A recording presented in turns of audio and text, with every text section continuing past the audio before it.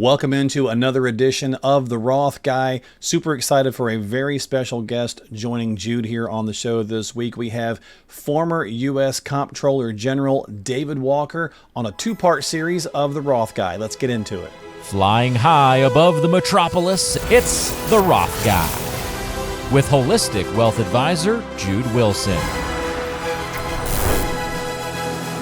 It's time for another edition of the Roth Guy with Jude Wilson, and we're super excited. We got a very, very special guest this week on the podcast. We have David Walker joining us, former U.S. Comptroller General, and just a wealth of great information. So I'm going to be quiet, let them get into it. Great conversation on the way here on the Roth Guy. Jude, how you doing, my friend? I'm doing excellent because I am so excited. I've been thinking about this particular episode for a long time. Yeah, me as well. So I'm looking forward to it. Mr. Walker, thank you for being here, sir. How are you? I'm doing well today. Good to be with you, Jude. I look forward to the interview. Absolutely. Well, we're going to have some fun and we're going to educate people and hopefully bring a lot of value. First, I want to, again, thank you, David, because I've been following your career since when you didn't even have a mustache. It was the first time I saw you. I've had them twice in my life. And you know, the color's a little bit different now than it used to be, but you know, you got to grow it where you can grow it, Jude, you know? Well, I love to have a little bit of fun, but what we're here to talk about is also very serious and very educational. The other kind of interesting point that makes this such a small world, I read that you are a graduate of Jacksonville University. You spent some time in Jacksonville, Florida? I did. My wife was born and raised in Jacksonville, Florida. She also graduated from JU. She's a distant relative of somebody called Ponce de Leon, who I think had something to do with the discovery of Florida. But I'm originally from Alabama, but I was raised in Alabama and Florida. And so you are correct. And I'm actually in their Hall of Fame, and I have an honorary doctorate degree from Jacksonville University. Now that I did not find out. My sister is a graduate of JU, and we lived when I was a child right down the street. I rode my bike to JU and played racquetball on the courts and looked at the St. Johns River there. So we're connected. It's got a beautiful campus, and I used to be on their board of trustees at one point in time in the past as well. So. Wonderful. Well, let's get into it because I know our viewers really want to hear what you have to say. And I first have to start by saying we don't talk politics on this particular podcast, but I tell clients and I tell our viewers we have to talk about policy because policy is the reality. And I was especially interested in talking to you because I see you as a person that calls balls and strikes. You've worked under Republican administration, Democrat administrations. I think I had read that you had your first presidential appointment was with Ronald Reagan, who is your favorite president. And correct me if I'm wrong. And I think I read once that you said the most fiscally responsible president that you worked for is Bill Clinton. So how do you go from Ronald Reagan to Bill Clinton? I don't know, but you've been able to manage that. Well, they were both excellent communicators. Ronald Reagan was right of center, and Bill Clinton was center. They both worked on a bipartisan basis. They both, got things done. We haven't had a fiscally responsible president since Bill Clinton. In the case of Ronald Reagan, you can't say that he was fiscally responsible, but he had an objective that he was trying to achieve. And those two major objectives were to get the economy moving and to beat inflation, which he did. Okay. And secondly, to defeat the Soviet Union, which he did. And so at least we got something for some of the deficits that he ran. Nowadays, we're getting nothing. We're running $2 trillion deficits, and yet you have politicians on both sides of the aisle wanting to promise more tax cuts, more spending increases, without having any credible way to close the gap between what we're already receiving and what we're already spending. And that's just irresponsible. Well, that couldn't be a better lead into how I want to structure this conversation with you. I'd like to look at three ways of talking today. Talking about, number one, what's our current condition and what's the problem? Then let's move on to talking about what does the future look like if this problem isn't addressed, which leads into your book, and we'll get into that a little bit later. And then lastly, what can we do as Americans individually?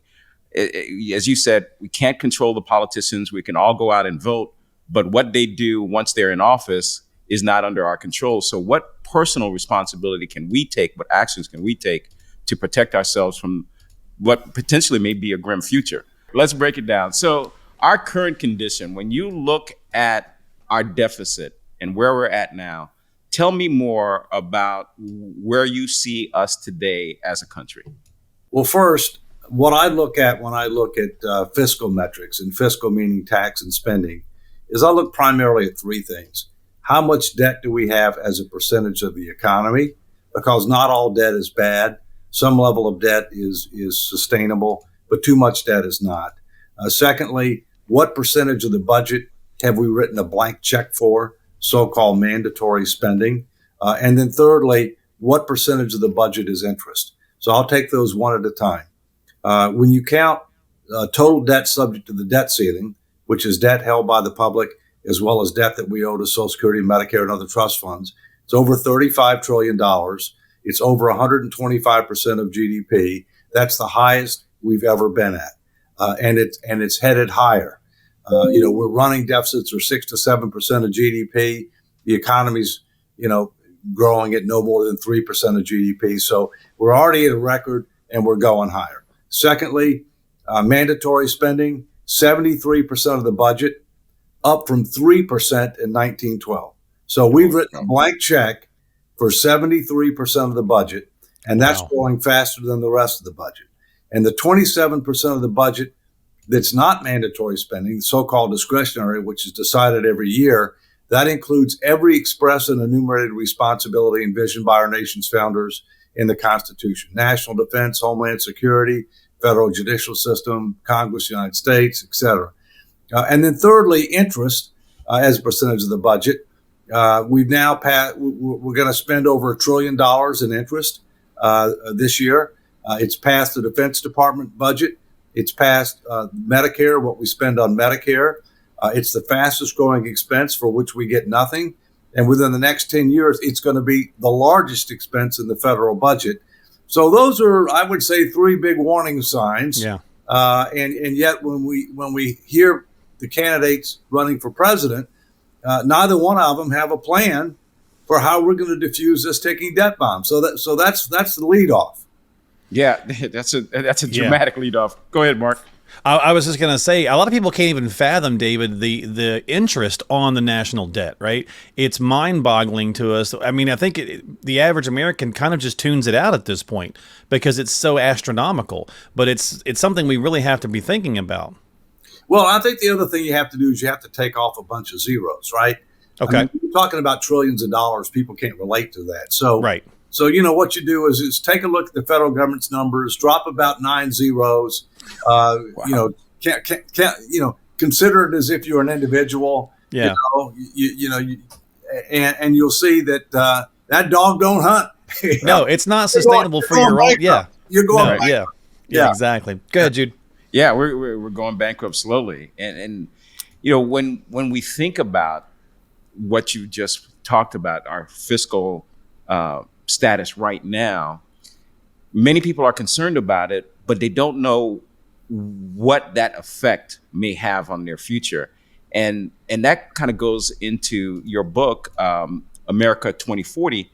So why should everyday Americans be concerned about the direction that we're heading in? What could be the possibilities? How could it affect them individually? Well, first, I think most Americans, especially politicians, are focused on today rather than tomorrow.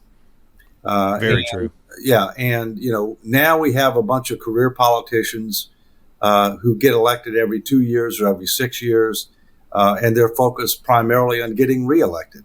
Yeah. And a lot of them recognize that Americans like tax cuts, Americans like spending increases, and so they want to give them what they like.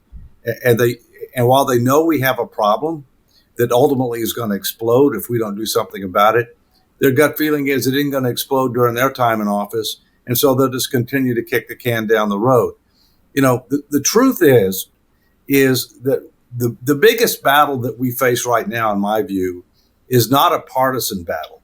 It's an ideological battle. And let me clarify what I mean by that. When this country was founded, it was founded on certain principles and values that are timeless. Limited but effective federal government, individual liberty and opportunity, personal responsibility and accountability, rule of law and equal justice under the law, fiscal responsibility, intergenerational equity, and a word that we don't hear much anymore, stewardship. And what stewardship means is, you don't just generate positive results today. You don't just leave things better off than when you leave than when you came, but better positioned for the future. And the truth is that we are not discharging our stewardship responsibility financially, environmentally, from a number of different areas, okay? And that's got to change.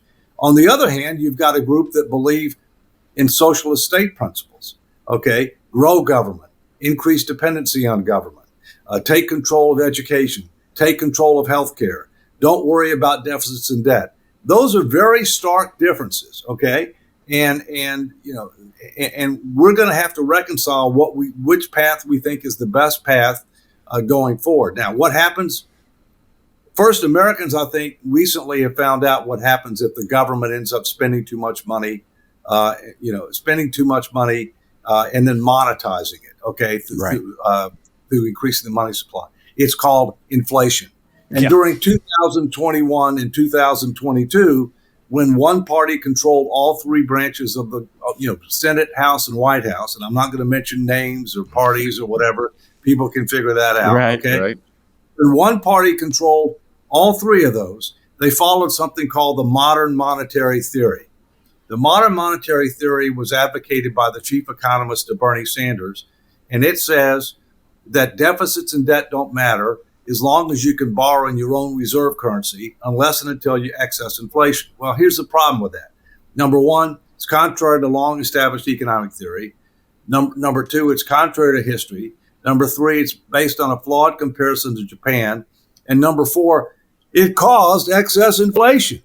And so then all of a sudden, American people saw we go from 1.4% inflation to 9.1% inflation. And yes, it's come down a considerable amount, but we've had 21% inflation over the last 3.5 years. And it's higher for things like housing, insurance, food, gas. So the bottom line is that I think Americans, they may not have connected the dots, but the bottom line is that when government grows too big and when the money supply, through loose monetary policies increase, you're going to get inflation and people can feel that.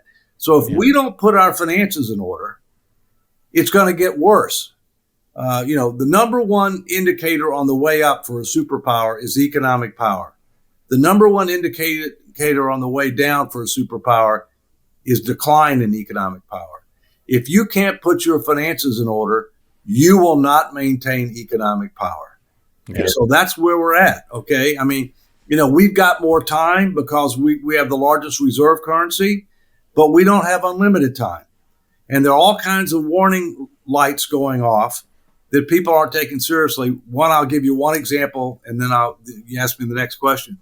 Sure. I just met with the former defense minister for India about 2 hours ago, and I'm on the Defense Business Board. And one of the things we were talking about is the upcoming meeting of the BRICS, Brazil, Russia, India, China. A bunch of other countries are now wanting to join the BRICS. The BRICS now represent a larger percentage of global GDP than the G7, a larger percentage, okay? And more are wanting to join it. And one of the things that they're looking to do, and they may or may not be successful, but they're looking to do is to create a new reserve currency that is backed 40% by gold and 60% by a basket of currencies. If that happens, we lose market share. If we lose market share for reserve currency, we're going to have to pay more to borrow.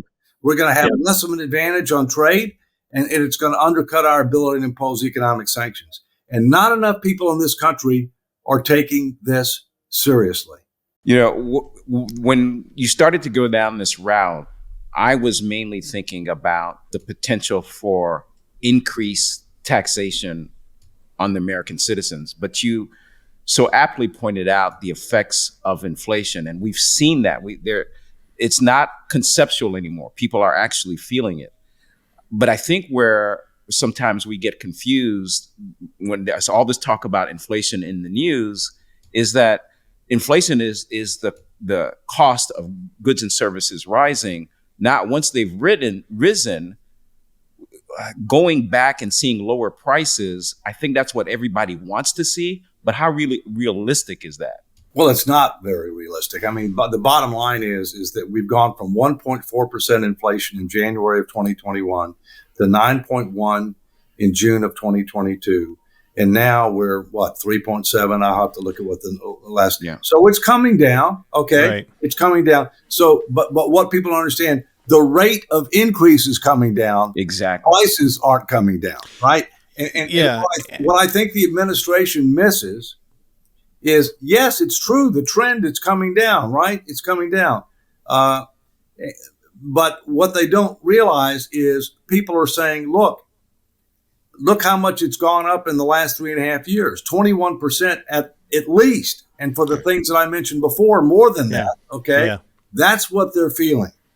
And that's hard for people to fathom, David, because someone who sees numbers like you do, right? You can see all this stuff, but for most folks out there, they're just saying 9%, even at its height, what they claim at 9% doesn't feel right. It feels worse than that or higher than that. And so it's hard for us to get our brain wrapped around, now it's back down to 3%, so I should be feeling it. And they don't realize that it's compounding and that it's going to take time. And it's very hard for the average person who just is not crazy about numbers to understand it. But boy, they feel it when they go to the grocery store. Well, here's the issue, okay? If we don't put our finances in order, okay, we're going to have slower economic growth. We're going to have less individual opportunity. Yeah. We're going to have a growing gap between the haves and have-nots. We're going to have less of a military capability, less international standing. We're going to have higher inflation. Where, I can go on. Okay. It's not a full picture, right? But right. You Jude, you talked about something that's important. When I was growing up, when you were growing up, and obviously I've got a few more years on me than you do. Okay. Both of you. All right. My doctor tells me my health is 20 years younger than my age, which is good. That's great. That's great. But anyway, but my point is that we were told when we were growing up that we're going to have a lower tax rate in retirement. Absolutely. One of the fallacies. Guess what? That would fail the basic math test. Okay. Because ultimately we can't grow our way out of this financial hole. You can't dig your way out of a hole. I keep on reminding people that you got to climb out of the hole. To climb out of the hole, we have to have pro-growth policies, which we can talk about. We're going to have to reduce future spending, okay? Because spending is the biggest problem, excessive spending, and we're going to have to raise more revenues, right? And while the problem is primarily a spending problem, it's not exclusively a spending problem. We're going to have more revenues. The math won't work without it.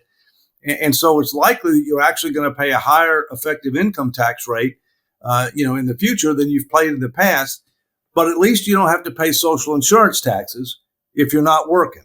So that's a big difference, right?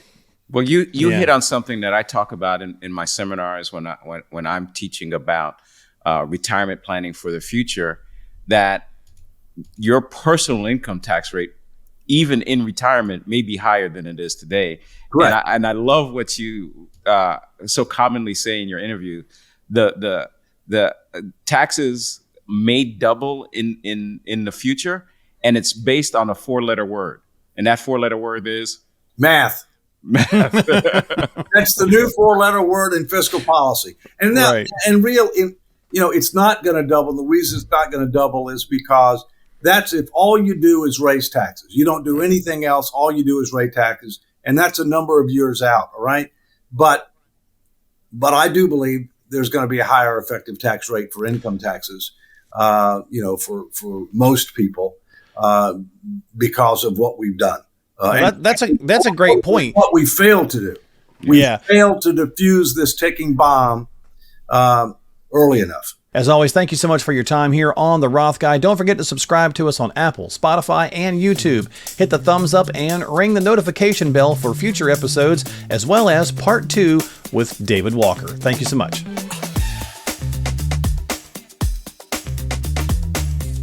Financial planning and advisory services are offered through Prosperity Capital Advisors, PCA, an SEC-registered investment advisor with its principal place of business in the state of Ohio. Centrus Financial Strategies and PCA are separate, non-affiliated entities. PCA does not provide tax or legal advice. Insurance and tax services offered through Centrus Financial Strategies are not affiliated with PCA.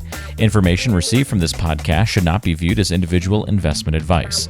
Product discussions and illustrations are hypothetical in nature and will vary based on many factors, including but not limited to age, health, product, insurance carrier, and product design. You should consult the insurance carrier website and policy for detailed information.